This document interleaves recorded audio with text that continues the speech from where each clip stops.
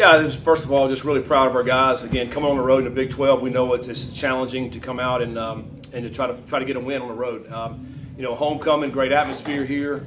I thought the crowd was really into it. And I thought Oklahoma State played hard today. Came out and their quarterback who second start on the season. I thought he played really well today. Caused some problems for us the way he scrambled and throwing the ball down the field, made some really accurate throws. But proud of our offense. Our offense came out and we had the ball 4 times in the first half and scored touchdowns on all 4 times. So I felt like we grabbed that momentum, particularly right before half. It was a huge drive for us, backed up on our -5 or -6 yard line to go all the way down to score. Was big for us. Came out in the third quarter, a lull for us, and then they got back in it, got a little bit of momentum back. But then in the fourth quarter, thought the play of the fourth quarter was Sorsby to Caldwell on a 4th and maybe 18. Incredible throw and catch, and then we go on and score. And then defensively, picking up those 2 turnovers, including the longest interception return in Cincinnati football history with McDoom. What a heck of a way to finally score, on a defensive touchdown. So, but I think overall, just proud of our guys. Want to know that again this week, and excited to get back to Nippert next week. It took 7 games to get your first interception. What was that sideline like while McDoom's running that thing back? I think we were probably most of us were on the field. Maybe once he passed us. I know I was. I've been waiting for that one for a long time. It was funny on our headsets. As soon as he caught it, somebody said he's going to score, and this is back when he's in the end zone because I felt like their whole team was on the other side, and McDoom can run. He's been a kickoff return guy. Has great speed. Tiptoed the sideline, and once he hit that, he was going. So. Just a really excited time for us to be able to get that. It's been a long time coming, and hopefully that burst it open for us so we can get some more of those. This game could have gone another direction. This year, it seems things have gone your way, though. The things happen in your favor. Instead of a close game, it's a blowout. Wasn't necessarily a blowout the whole game, no. But it's a Big 12 road win. Yeah, it was. I felt like once at halftime we got a chance to come back out. If we go score right there, then it'll be 35-10. Then it may become a blowout early. It didn't happen. We go 3 and out. They get the ball back. They go down and score. Now they got life. And the crowd, to their credit, they never left at halftime. They were still here. It was packed. And then in the fourth quarter, that play, the 3rd and 18 to call. I think that was the play that really got it, because at that point, if we don't get a first down right there, man, they had all the momentum in the world. But to be able to get that first down, we end up going and scoring. Then our defense held and got the pick 6, and then another turnover, and then it kind of blew open in the fourth quarter. So, but the reason why it's different, a little bit different this year, guys are making plays. I mean, that's the difference. In the past, we didn't make those plays, and this year, our guys are stepping up and making the plays. And what I'm excited about is not the same ones each and every week. There's different guys making those plays. From a DB to a D lineman to a receiver to a quarterback to a running back. So there's a bunch of different guys, and that's what they call team. This is a good team, and I think that's why we're sitting where we are. What can you do to fix the run defense? The last 2 games, a lot of time-consuming running drives. Yeah, I mean, we just go back to the drawing board this week and see what we can do to stop Baylor. And this is a team coming in next week that's one of the top passing teams in the country. So and they also can run the football. They got a lot of great players. So for us, it's just going back and figuring out what we can do the best and try to do that.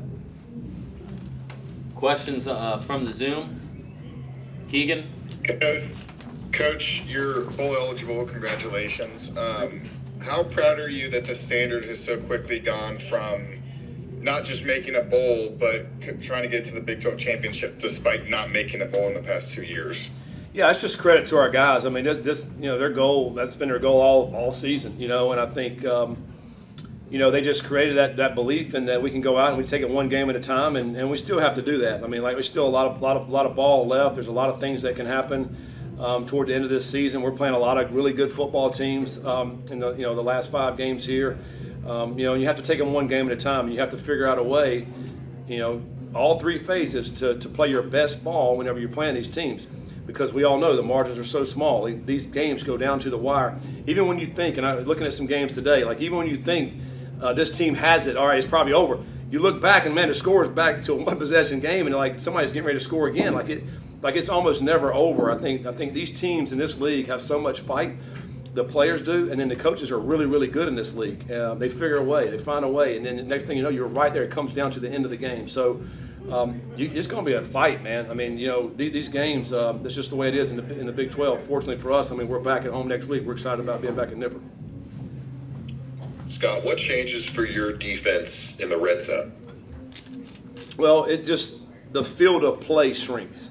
So, that's probably the main thing. If you guys obviously watch this a lot, I mean, if we're a little bit looser defense, I think once we're in the field, there's a little bit more windows and holes for guys to either to run it for running lanes and or throw lanes. And then once you get down, everything just tightens up a little bit. You're not going to get run by, because the end zone's there. So everything just tightens up a little bit, and I think our guys just they almost like they're getting excited whenever they get down in the red zone, and they bow their necks and they go make plays. I mean, they stop guys on fourth downs. They hold the field goal attempts. And in the night we were able to get a big interception. Coach, you were doing a lot of Jackson. We'll go doing a lot of rotating there on the defensive line there, obviously, throughout this game. Dante didn't play as many snaps as maybe would have liked in this one, but obviously a lot of rotation there on the defensive line. Was that something Oklahoma State was doing schematically, that where you knew you had to keep these guys fresh down the stretch? Yeah, but we've done it most of the year, where we have rotated guys, and I think a lot of that, and you guys are seeing this now too, so much more I think than it used to be. But as soon as somebody subs, like we're sending somebody else in. Like you want to be able to rotate your guys, and whether it be a linebacker, because we're big time subbing our linebackers, and then also at defensive line. Like those front six guys, we want to be fresh. When you do, when these guys are driving the ball, some of these drives take a long time. Like we have to have guys that are fresh when you get to the red zone area to be able to, to hold up and keep them out of the end zone. Sam Jackson had success at the beginning of the game, but it seemed like your defense really settled in as time wore on. How difficult was it to prepare for Oklahoma State's offense with so little film to go off of? Yeah, it was difficult. Tonight was the first time that the quarterback coach called the plays for them.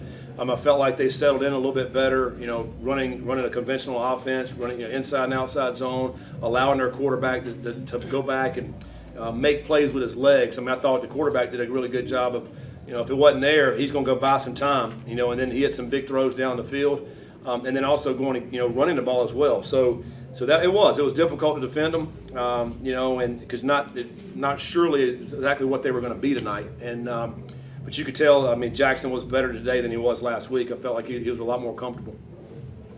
Coach, how important was it for this game? Obviously, it's been a difficult week. You mentioned it earlier this week with the passing of Jim, but how important was it to go out there and get a win like this for Jim Kelly after the heartache this week of his passing? How important was it for not only this program, but for you guys as coaches to get this win for Jim tonight? Yeah, no, it's huge for Jim, his family. Honoring Jim. What a man, Bearcat through and through, and for us to go out and get a win, and had a patch on tonight, with the number 7 with a microphone there. So, man, it just hurt for his family, but also at the same time, I know he's proud of us of what we've been able to accomplish. Scott? Did Cyrus suggest that he be more part of the game plan this week? No, he was part of it last week. Just didn't, the ball didn't land in his hands last week. I think, to me, that's a true sign of a team. I think some weeks some guy gets a lot more opportunities. Another week a different guy gets more opportunities. The thing about it is we got a bunch of unselfish guys. I was proud of Manny. Manny got in the end zone tonight. That was awesome. Not anybody works harder than Manny Covey on our football team. He's on all the special teams, and for him to be able to get in the end zone and score, it just speaks to the unselfishness of our team. And that's, I think, why we've had a ton of success this year. Why does Antoine Peak Jr. seem to have just a knack for making that key play defensively? Yeah, he's just good. I don't know. He's just got a nose for the ball, I feel like. And when you do that, and he's a strong player, strong hands, and he's been able to make a lot of plays in his career. And for a guy, kind of splitting time and rotating, he's made a lot of huge plays for us.